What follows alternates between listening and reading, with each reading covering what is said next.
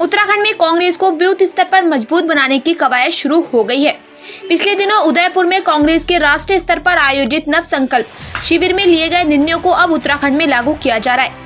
कांग्रेस प्रदेश अध्यक्ष करण माहरा की अध्यक्षता में आज से राजधानी देहरादून में 2 दिवसीय नव संकल्प क्रियान्वयन शिविर का आयोजन किया जा रहा है। आज और कल 2 दिनों तक पार्टी के नेता शिविर के विषयों पर विस्तृत चर्चा कर पार्टी के लिए उदयपुर नव संकल्प चिंतन शिविर में लिए गए निर्णयों के अनुसार उनके क्रियान्वयन के लिए कार्य योजना तैयार करेंगे। प्रदेश कांग्रेस अध्यक्ष करण माहरा ने कार्यक्रम स्थल पहुंचकर कहा कि उदयपुर नव संकल्प चिंतन शिविर में लिए गए निर्णयों उत्तराखंड में कैसे लागू किया जाए और कांग्रेस को कैसे मजबूत किया जाए, इस पर चर्चा की जाएगी।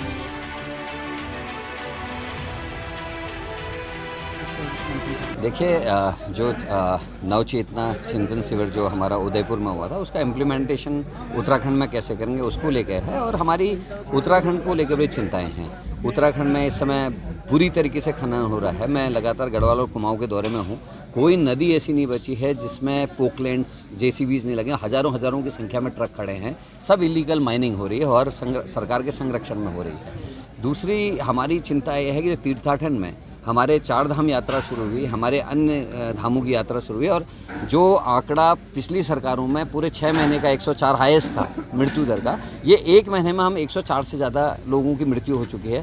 कांग्रेस लगातार चेता रही थी सरकार को कि पोस्ट कोविड इफेक्ट्स आएंगे, लोगों की मृत्यु हो सकती है, ऑक्सीजन के वहाँ पर पार्लर्स लगाए जाए, डॉक्टर्स की नियुक्ति की जाए, सड़कें बुरी हालत में एक्सीडेंट्स हो सकते हैं, लेकिन सरकार नहीं चेती।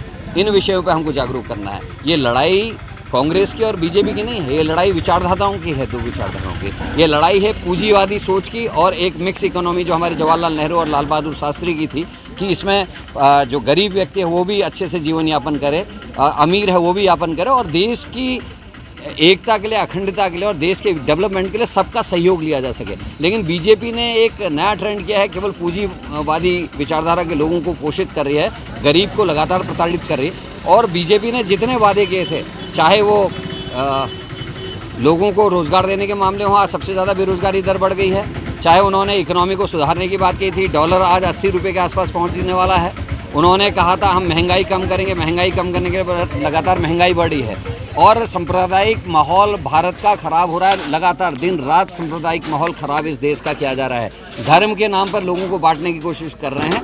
ये चिंतन शिविर कांग्रेस के शेरों को जगाने का चिंतन शिविर है ताकि वो समाज के लोगों को उस सपने से बाहर ला सकें, उनको नींद से उठा सकें। जो मोदी लगातार झूठे सपने इस देश को दिखा रहे हैं, लगातार झूठ को बेचने का काम जो मोदी की टीम कर रही है, उस झूठे सपने से लोगों को नींद से जगाने का काम कांग्रेस के शेर कैसे करेंगे, उसके लिए चिंतन शिविर है और इसके बाद आपको एक नए कलेवर में कांग्रेस दिखाई देगी।